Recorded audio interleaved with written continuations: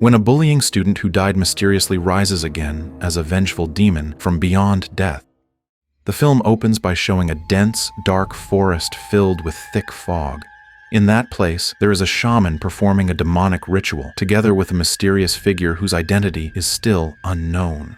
The shaman creates a cursed heirloom made from the coils of a snake and a centipede, and from these two creatures emerges a symbol that signifies evil energy embedded within the object. The shaman then says, "Do you want to resurrect someone who has already died?"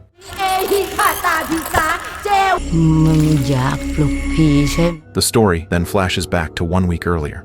At a senior high school, a women's inter-school volleyball match is being held. The players are selected students with exceptional talent. The match is intense, with both teams chasing points closely.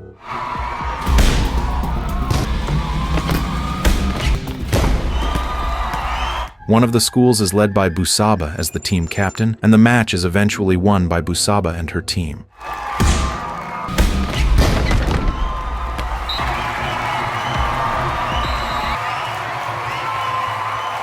Busaba is portrayed as a tough and fierce captain on the court, and beyond that, she is also the most feared female student in the school. Outside of volleyball, in her daily school life, Busaba often looks for victims to bully, frequently extorting money from other female students. She does not care who they are or how wealthy their families might be. Busaba bullies anyone she wants.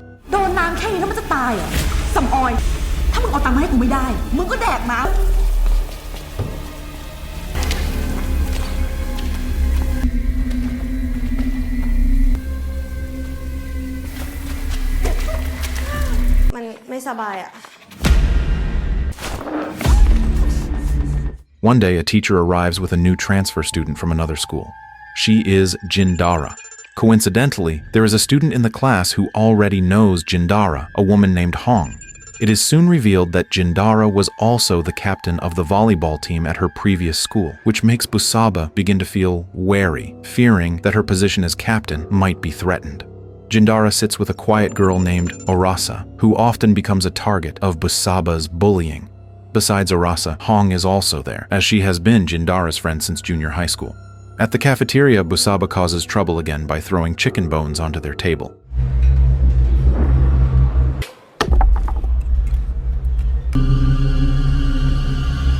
She says that she stepped on cat feces earlier, and without being told, Hong immediately understands and starts cleaning Busaba's shoes.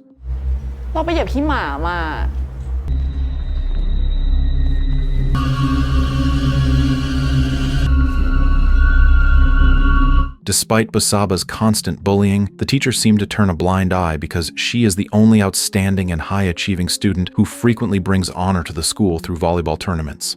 This is one of the main reasons Busaba is never expelled, even though she has bullied other students many times. The teachers appear to ignore her misconduct. During a volleyball practice session on the court, Busaba once again looks for trouble, as if it were an obligation. This time, her target is Ya. Because Ya has not yet transferred the money Busaba demanded, she is punished by being forced to withstand Busaba's powerful spikes.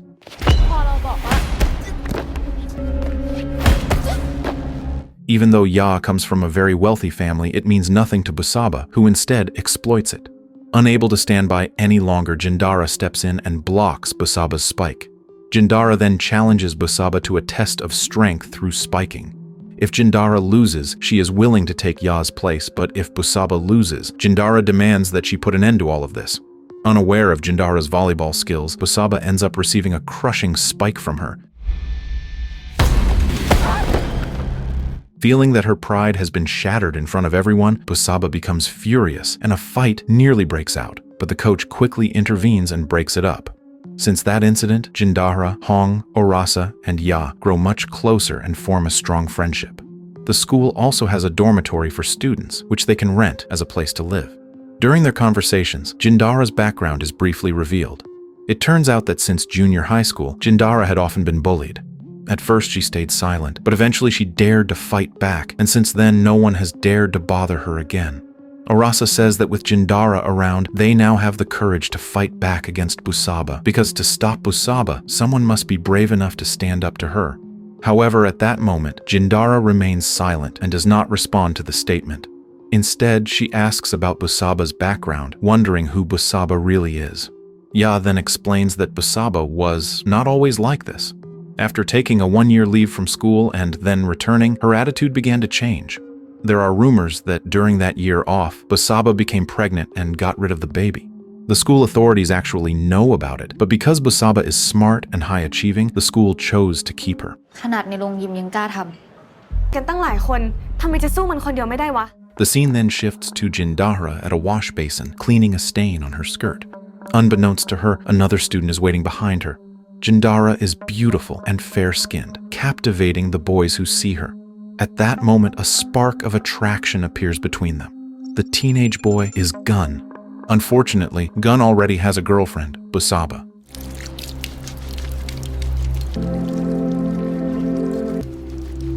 เป็นเด็กใหม่เหรอ จิน On another occasion, Busaba asks Jindahra to talk privately. She says that after the incident on the volleyball court, she received a sanction from the sports teacher, and if she causes trouble again, her chance for a college recommendation will be revoked. Because of that, she wants to make peace with Jindahra and asks that there be no more conflict between them. Jindahra gladly accepts this apparent goodwill. The story continues with Jindahra and Gun starting to interact through social media. It cannot be denied that Jindahra begins to feel attracted to Gun, and cleverly, she even sends him a slightly seductive photo to tease him. Eventually, Gun asks Jindahra to meet up. Her opportunity to win Gun's affection seems to open wider when Jindahra accidentally sees Busaba leaving together with the male volleyball coach. The next day, Busaba approaches Jindahra again, this time asking for help to accompany her to the place of a student who wants private tutoring from her. Jindahra, having no suspicion, willingly agrees to take Busaba there. แล้ววันนี้สอนวันแรก กูรับเป็นติวเตอร์อยู่อะ เฮ้ย However, upon arriving, Jindahra realizes she has been brought to a place filled with shady men. Heartlessly, Busaba sells Jindahra to them, forcing Jindahra to fight back desperately against the men.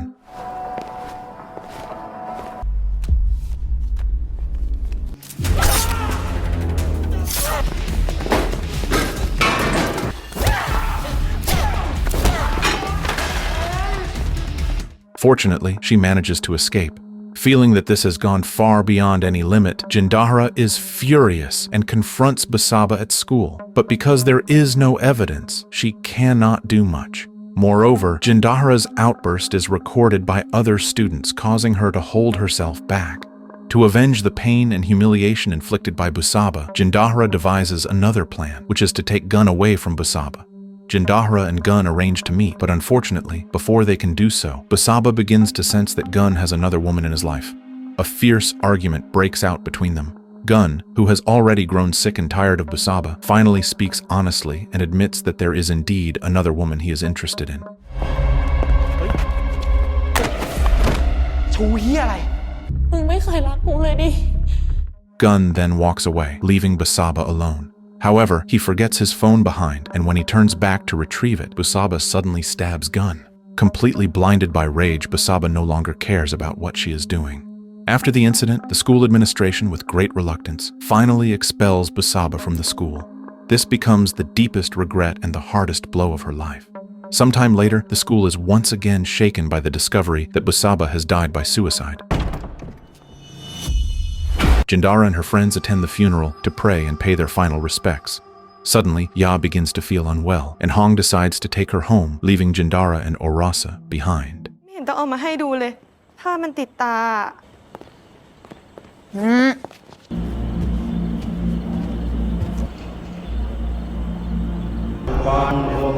Meanwhile, elsewhere, at the site where Busaba died, a shaman is seen performing a strange ritual. At the same time, during the funeral prayers led by monks, something unnatural happens. The sound of a woman crying begins to echo, and the atmosphere grows increasingly terrifying as strong winds strike and the lights go out.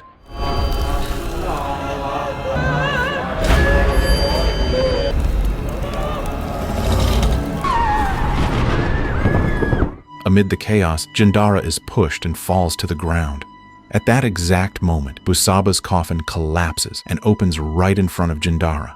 Back at the dormitory, Jindahra still cannot believe what she witnessed, especially how the coffin could suddenly open. Nevertheless, the four of them try to calm each other and hope that everything will be fine.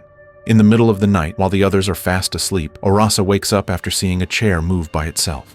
Panic and fear overwhelm her as she tries to wake Jindara, but Jindara is too exhausted to respond. The wandering spirit of Busaba appears right above Arasa. Her friends eventually wake up and try to calm her down, convincing her that it was just a dream, and they all go back to sleep. But for Arasa, the nightmare continues. She now finds herself standing on top of a wall, her body hanging as she tries to scream, but her mouth refuses to move. A rope slowly creeps up and wraps around her neck. Arasa struggles desperately until her head is violently crushed by Busaba's spirit. It turns out to be her second nightmare.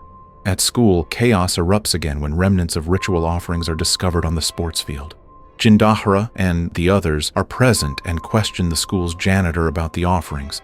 The woman explains that they are traces of a spirit-summoning ritual, and judging by its characteristics, it is clearly a form of black magic. The ritual, she says, was meant to summon a vengeful spirit. She further explains that within 3 days, the spirit will hunt its targets. On the first day, it will terrorize them with apparitions, and on the final day, the spirit will kill its victim with no possible escape. That same day, the terror of Busaba's spirit begins. The spirit appears to each of them one by one. Ya sees Busaba's spirit hanging above her, then descending headless toward her.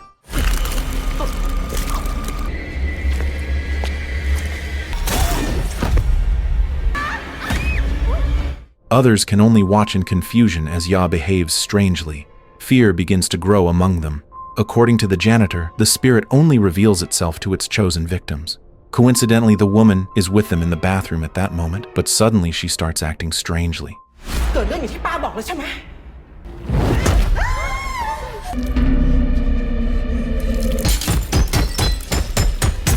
The bathroom lights abruptly go out, and the woman begins attacking them. Fortunately, Gun arrives in time and breaks open the locked bathroom door. The woman regains consciousness and is immediately taken to the hospital. Gun already knows everything. As he has also been haunted by Busaba's spirit, he brings everyone to a male psychic who might be able to help them. The psychic explains that the spirit they are facing is no ordinary ghost, but one filled with deep vengeance. He then asks his assistant to bring a sacred dagger. Unexpectedly, under Busaba's supernatural influence, the psychic suddenly stabs himself with the dagger. Despite being gravely wounded, he tells them to find the shaman and douse him with blessed virgin urine. Alternatively, they can kill the shaman, as these are the only 2 ways to stop everything. They must act quickly before the 3rd day ends, because if they fail, all of them will die. The assistant then hands them the blessed urine. They all gather at the dormitory, wondering who is actually responsible for resurrecting Busaba's spirit. Accusations begin to fly among them, and suspicion briefly falls on Hong and Ya, because neither of them attended the funeral that day.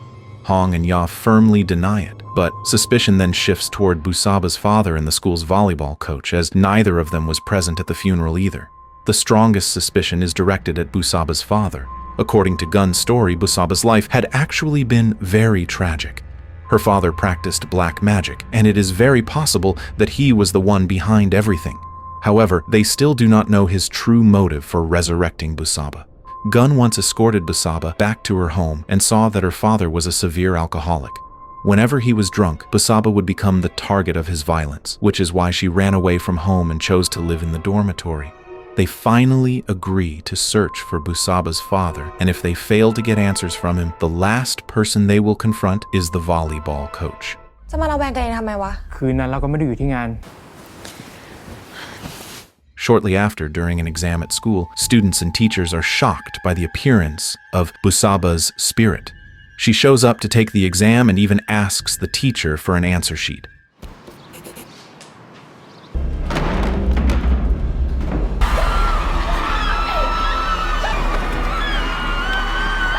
After that incident, everyone is gathered in the sports hall, where the volleyball coach happens to be present.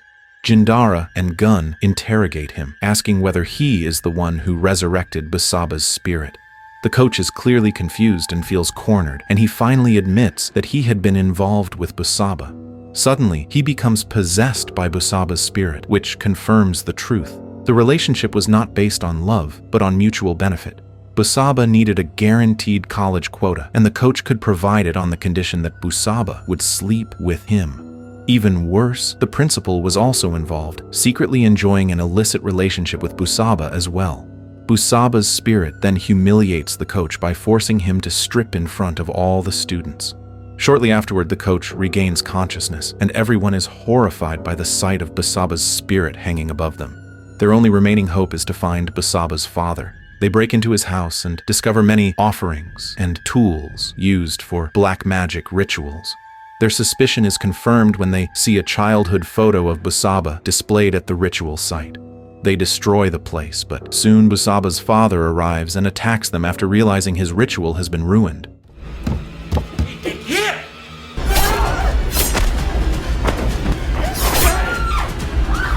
When his body is splashed with the blessed urine given by the psychic earlier, Busaba's father reacts violently, fleeing and trying to avoid them, but they chase him. Suddenly, Hong arrives, holding a doll she found in the house, claiming that it is a spirit doll that must be destroyed immediately. Hearing this, they pour the blessed urine over the doll, and the effect is immediate. Busaba's father suffers instant karma, falling and impaling his head on a sharp iron fence, killing him. If Busaba's father was truly the one who resurrected her spirit, then they should now be free from the curse, but they can only be certain after midnight passes. Ya goes home with her mother, while Jindara is picked up by Gun. Together, they visit the psychic, who is currently hospitalized due to his earlier injuries. They give him the spirit doll and ask whether everything is truly over. The psychic praises them for handling the situation well, which gives Jindara and Gun some relief, but he also advises them to pray at a temple so Busaba's spirit can finally rest in peace. เมื่อพร้อมของแท้เลยเนาะสาธุ Afterward, they return to the car, but Jindara realizes she has left her phone behind at the temple. She goes back alone while Gun waits in the car. On her way, Jindara passes a street vendor selling charms, and one of the items catches her attention because it looks exactly like something she saw in Busaba's father's house.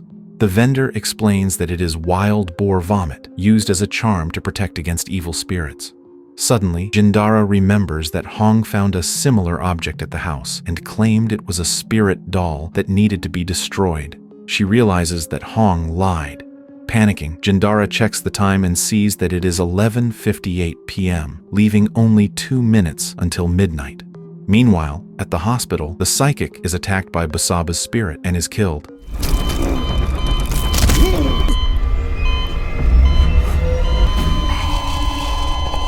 Next, Gun becomes the target while waiting in the car. The vehicle suddenly moves on its own, and tragically, Gun is unable to escape as his head is impaled on a protruding steel rebar.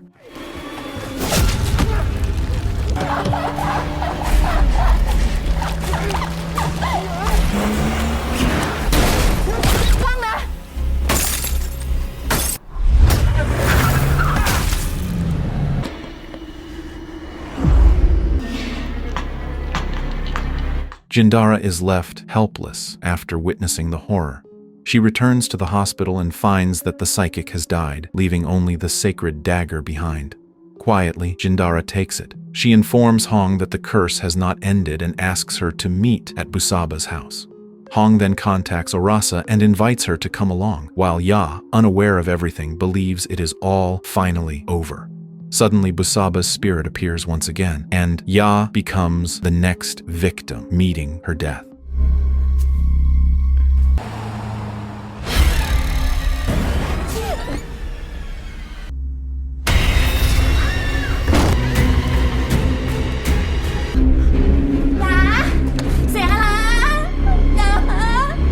On the other side, Hong secretly brings Orasa to the sports hall where Busaba died.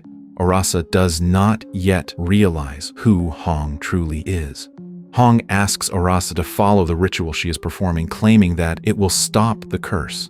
Meanwhile, Jindara is at Busaba's father's house. It is finally revealed that Hong is indeed the one who resurrected Busaba's spirit. Jindara then receives a message from Orasa, saying that she is with Hong at the sports hall.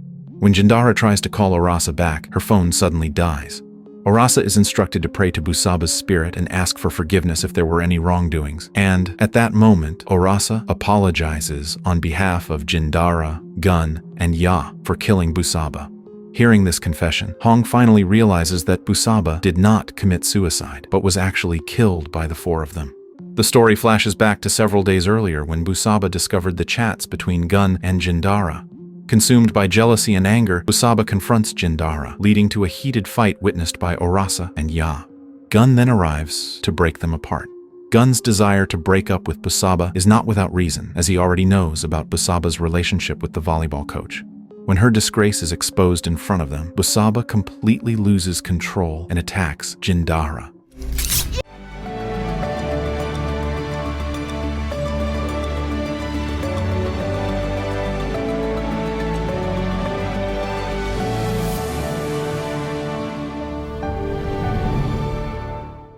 Irgendwas liegt in der Luft, ich liebe es. Die Sharebox zum Teilen. Nur bei McDonald's. Jetzt liefern lassen.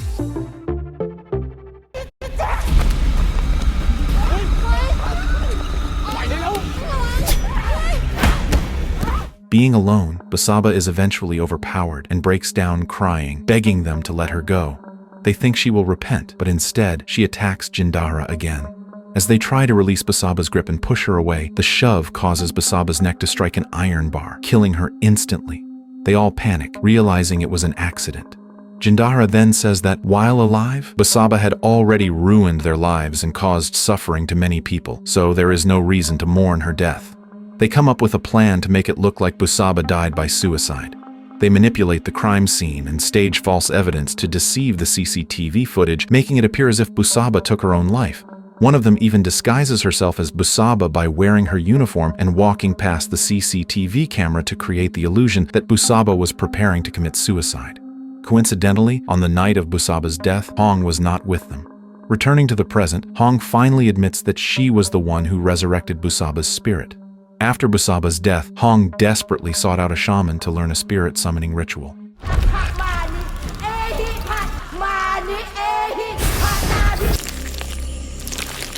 Not long after, Busaba's spirit returned.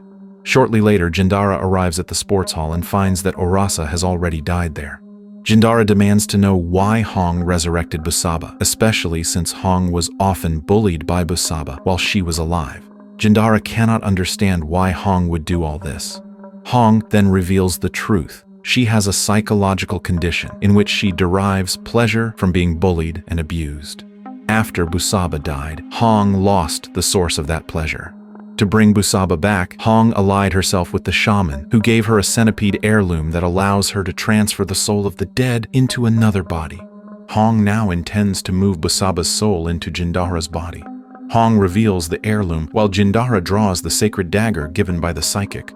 A duel ensues and Hong manages to strike Jindahara, while Jindahara is restrained as Hong is assisted by Busaba's spirit. However, Jindahara quickly switches to attacking with her left hand. The heirloom releases centipedes that begin crawling into Jindahara's body, while Hong and Busaba's spirit restrain both of Jindahara's hands, allowing the centipedes to enter her without resistance. Sometime later, everything returns to normal. Jindahara is still alive, and so is Hong. But inside Jindahara's body now resides Busaba's soul.